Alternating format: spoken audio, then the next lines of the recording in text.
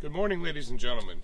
My name is Mr. Johnson. I'm the new superintendent of East Allegheny School District, and I want to first of all welcome you to the school year here, and in particular I'm excited about welcoming you to where we are today. We're at the Braddock Battlefield Historical Center.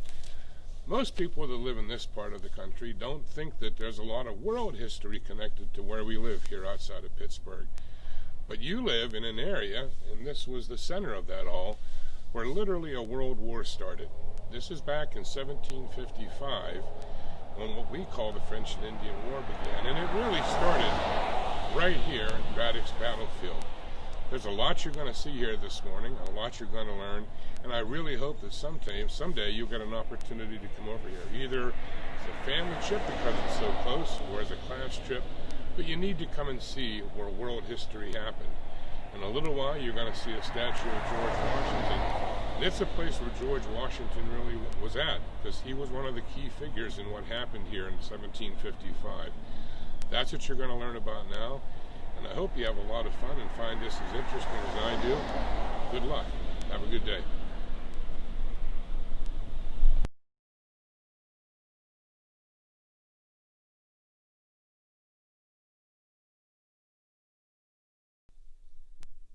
Hi, Mr. Lawrence here, and I'm going to be doing the French part of our little tour here. This, to the right of me, is a French Marine. As you can see, this would be the actual outfit to what the French Marines would wear, and you can tell by the anchors there. All right, so the French and Canadian forces. As you can see the map here, you got the Monongahela and the Ohio River, as was called the Upper Ohio River, what you would think of as the Allegheny River. And you have a ford here, all right? And at first, Washington comes down here, and they're going to build a ford here called Prince George. Well, the French forces, as they are coming down the Ohio, they would push out the British forces from this point, what you think of as the point down in Pittsburgh, and they will build Fort Duquesne.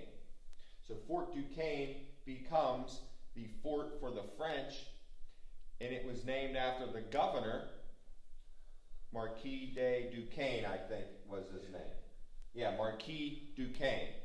All right, so the French build the fort here, Fort Duquesne, and they are under the command of Captain Boucher, if I'm saying that correctly. So they build Fort Duquesne here, and ultimately, if you've been down to Pittsburgh at the point, it's called Fort Pitt. So the British will ultimately take over the Fort Duquesne in 1758 and rename it Fort Pitt after William Pitt, which Pittsburgh is named after. And then they will redo the fort, and you could visit Fort Pitt down in the museum down there and see how Fort Pitt is. Pause that. Yes. All right, we have Captain Boucher, who's coming with about a little less than 250 men and 700 Native Americans from 20 different tribes. From Montreal up in Canada, what you think of as Canada, approximately about 700 miles coming all the way down to Fort Duquesne. So they are traveling, and they get here in July, early July, about 5 days before the British forces are heading to this area. Over here you could see we have paintings and of the Native American tribes, approximately 20 different ones. This particular mannequin here would show you an example of what some of the native warriors would look like. And the paintings do show you some different Native Americans who are in this area at the time.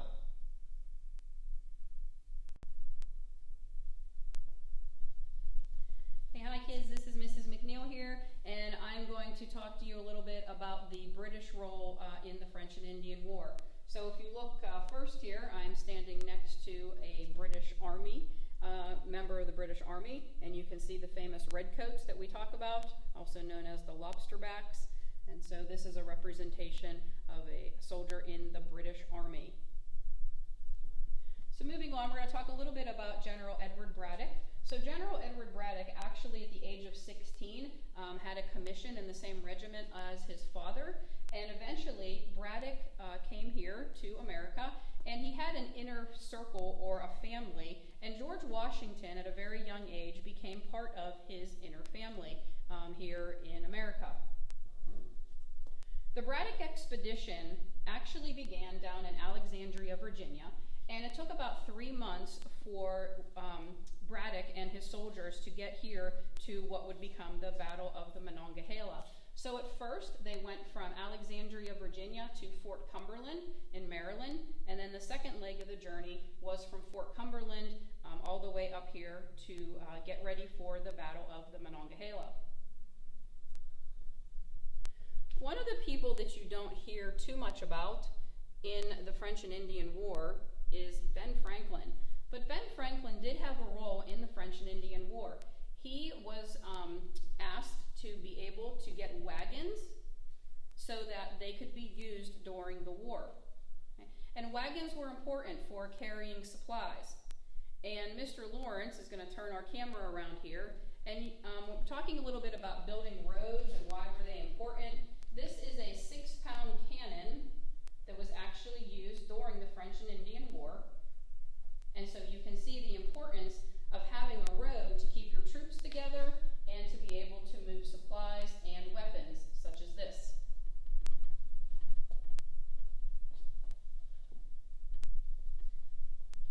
Finally, one of the things that a lot of people do not know about Braddock is he really wanted to have some allies from the Native Americans. So he was looking to Native Americans to ally himself with some of the Native American troops or Native American forces around this area, but unfortunately that never came to fruition. He was never able to form that bond with any of the Native American tribes here in this area.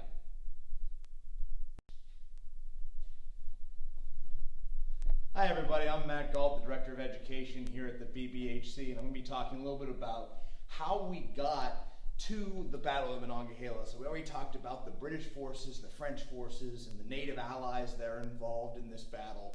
But really, when we think of the Battle of the Monongahela, or what a lot of people call Braddock's defeat, we also have to think about these groups again that play these major roles of getting to this exact spot on July 9th, 1755, because where I am standing and where the Braddock Battlefield History Center is where the first clash of this battle actually happened. So Braddock's army is coming up, like we had mentioned, from Fort Cumberland, and he's having to build this road over the mountains. It's incredibly difficult. It takes a lot of effort to get artillery, wagons, and everything they need over the mountains. And then you also had the French coming down from New France or Canada, and they had to travel. They were using waterways, and they had to move their boats and everything. So this is very difficult. We have all these groups of people that are arriving to this exact spot on this very fateful day in 1755. So Braddock's army is going to be moving. It's going to actually, early on July 9th, they are going to wake up pretty much at 2 in the morning, and they're going to be moving because they want to try to get to essentially Fort Duquesne on July 10th. At least that's what he thinks where he's going to be. So they cross the Monongahela twice. Now, the thing is, when you're going to be crossing that river, you are incredibly vulnerable because you either have to go to the other side or go back so you can be shot at. So they thought they were going to be surprise attacked at the river. They weren't. The French had planned to do that. They had planned to utilize their native allies and go, but they're running a little late. They aren't able to make that. And they actually find out that the British have crossed that river. So Captain Beaujeu realizes this, and he's going to pretty much devise a plan. He's going to get a game plan. And what he's going to do is he's going to decide to improvise a surprise attack, meaning that he's going to take his French soldiers, his Marines that we saw earlier, and his milice, or which is a fancy name for militia, and he's going to stick them in the road, and then he's going to utilize his 700 native warriors. He's going to tell them to move down Braddock's flanks or the sides of that column and cause almost what we would consider a running battle, meaning they move down, they leapfrog from tree to tree, and they fire down in the sides of Braddock's army, which is going to cause chaos. And the beginning of that battle happens right here. So when Braddock's army is moving forward, they actually get right through what we know as the town of Braddock and North Braddock. Now, of course, it was covered in trees. There was no town. So they're coming up. The French are in the road, and they hit into each other. The grenadiers that are sent up by the British start to fire volleys, or they all fire at the same time their muskets down into the French. And actually, the leader of the French, Captain Beaujeu, is killed within the first few volleys. And a lot of those French soldiers start to retreat or run away. That means the officers try to salvage whatever order is left. But at that point, those native warriors immediately start to move down the sides of the column. And they begin to fire down into Braddock's army, causing chaos. Those grenadiers at the front start to fall over wounded or dead.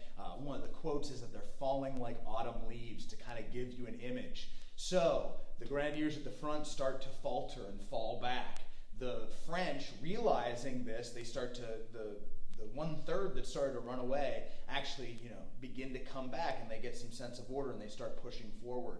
And all of a sudden now, the fight isn't just on the front of the British, but it's on the sides and even behind.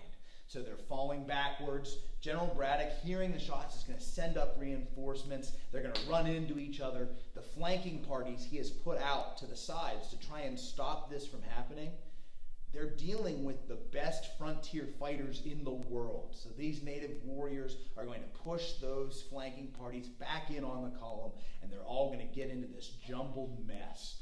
Really, where you have these soldiers that are firing, they can't see because of the smoke. And actually, if you look over here, you're going to see a really good representation of that chaos. And you can see, this dense forest, but the smoke that fills it. You have officers trying to take command, many of them being wounded or killed while they try to do that. You have soldiers running back and forth.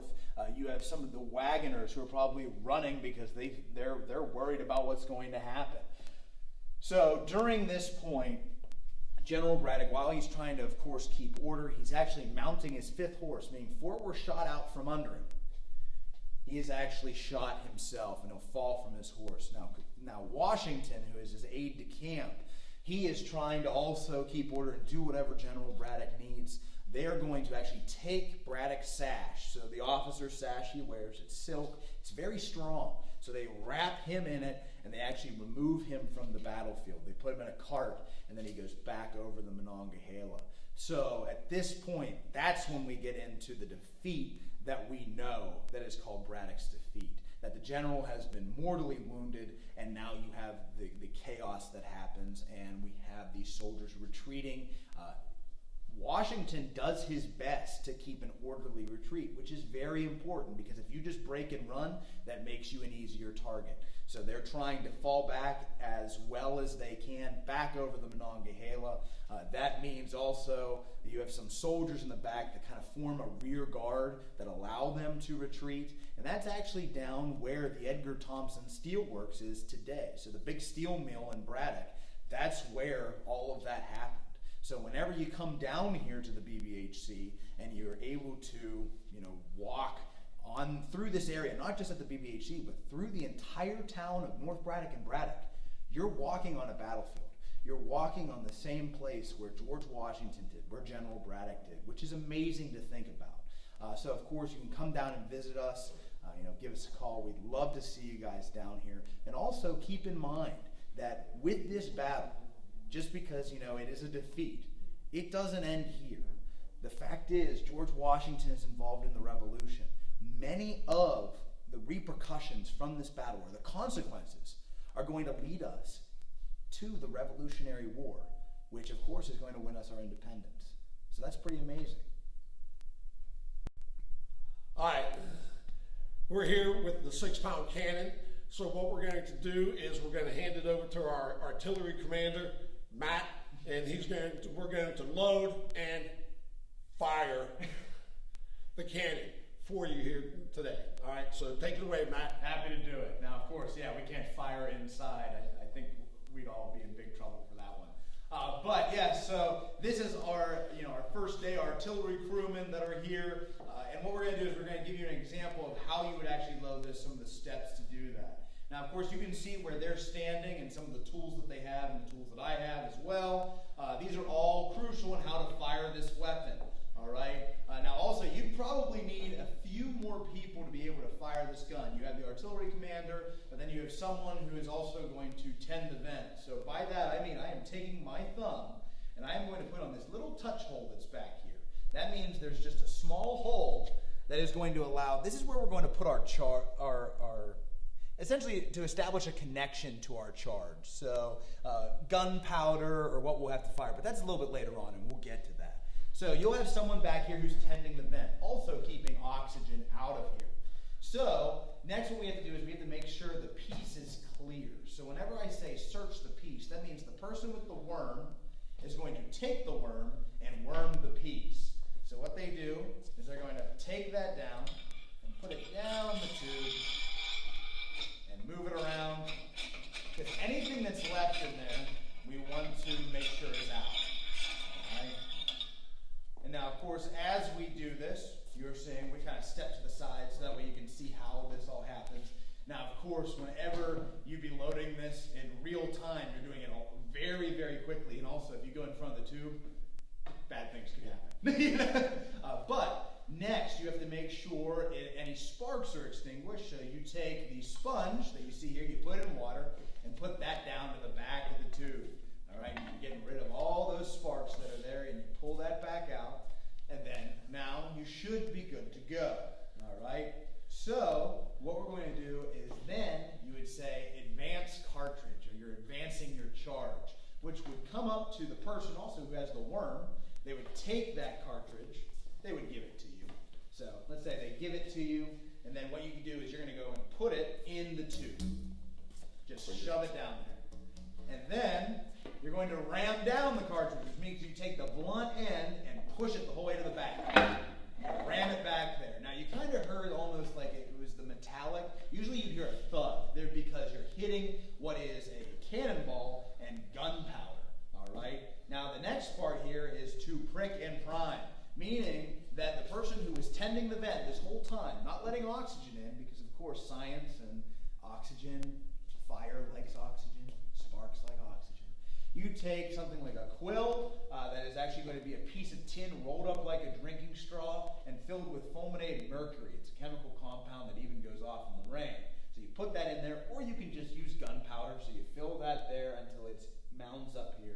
And then you take this, which is going to be a lint stock, and on the edge of this is actually a piece of slow match, which I'm sure you can guess is a piece of match that burns slowly. See, this stuff isn't very hard.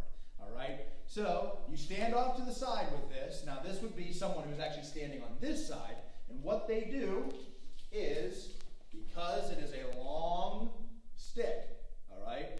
Because when you fire this, it's going to roll backwards, meaning if I stand right here, it's going to break me in half, okay? Not good. So instead, I'm going to stand off and ignite, and that's going to cause a boom, which of course is going to fire the weapon, and then immediately our crew is going to tend the vent and start to go through the process all again. Corkscrew. You know, you're going to worm the piece, you're going to sponge the piece, okay, just to keep this all clean. All right. So get the cartridge. Well, and then we want to sponge it. Sponge. Yeah, there we go. You got to Boom. sponge it. All right. Piece. There you go. Cartridge. Then you take that cartridge, you ram it down, all the way to the back. It's back there. You prick and prime, put it there, and then you would, of course, from the other side, boom. Yeah. Now, guys, also when you fire this, you have to keep in mind that they are doing this very quickly. Also, they are probably skipping some of these steps or doing them very fast. Meaning that whenever you see anyone doing this, they are trained to do it, they're professionals, and they are doing it with your safety in mind. All right? So that way they don't hurt anyone on the crew or anyone who's watching. But back then, they're trying to get this out at the enemy and fire as fast as possible. I believe actually in the Revolutionary War, there was a record of 17 shots a minute. Wow. Think about that. That's crazy. All right, so what we have here is we have 3 artifacts, or actually reproductions of artifacts here, of Indians, what the Indians would carry with them in the battle. The first thing is a war club. Now this is used in hand-to-hand combat, actually running towards somebody. It would be swung overhead with one hand, and they would use the spherical part of it to hopefully come down on someone's skull. The second thing we have is the tomahawk. Now, a tomahawk is an Indian weapon. It can be used in hand-to-hand combat, but it can also be used by throwing at a particular target, a moving target, to incapacitate someone charging you. And finally, you have what's called a powder horn, and a powder horn is how the Indians kept their powder dry to use with the muskets given to them by their French allies. And up top here we have a smoothbore musket and a bayonet. Now, if fighting at a distance, the soldiers would be using this musket without the bayonet attached. The closer they got to hand-to-hand combat, they would then position their bayonet on the top of the barrel and go into hand-to-hand combat so that you can fire, but since you didn't have time to reload, you would then use the bayonet to stab and attack that way. Now, this part of the musket is called the lock, so the flintlock. So you would pull that back, and that would be the hammer that came down upon your powder to actually start the reaction for the musket to come out of the end of the stock. So, if you have ever heard of the phrase lock, stock, and barrel, here's your lock, here's your stock, and the metal tube is your barrel. This here is a mortar that would be used during the French and Indian War, and this would be short range.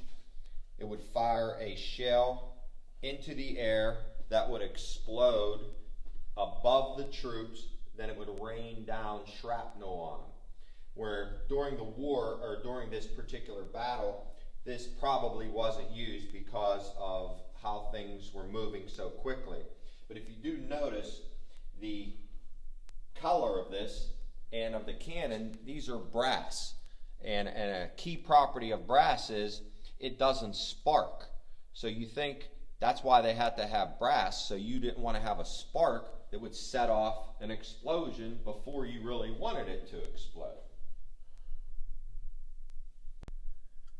So what you're looking at here now is some artifacts from the actual battle itself, so you can see that they look rusted, that these are items that were left behind during the battle. You actually see some pieces of muskets here. This is actually for the butt of the gun or the back of the gun, and also part of a flint lock that would have been on one of the muskets of the soldiers here. But of course, everything looks corroded and rusty because it has been in the ground for so long. You see a musket ball here. Through archaeology, we are able to find these items that really give us a look into what happened over 250 to 260 years ago. So whenever you go to these museums and you see artifacts, keep that in mind, that they help us tell a story. That even though, yeah, they look old and they look rusted away and they nothing like brand new, they tell us how this battle was fought and how these people lived over 250 years ago.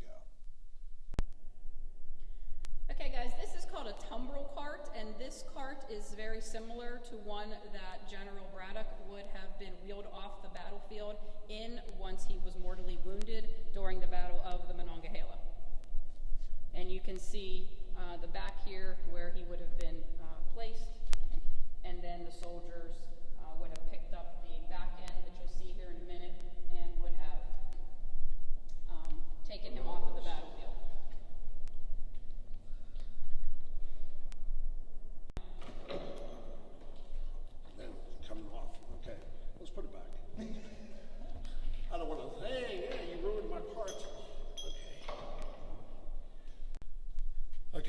next piece we want to show you is a howitzer. Now, the best way to describe a howitzer is actually a combination of the cannon that we looked at earlier and the mortar. So although, notice it has a shorter body, closer to a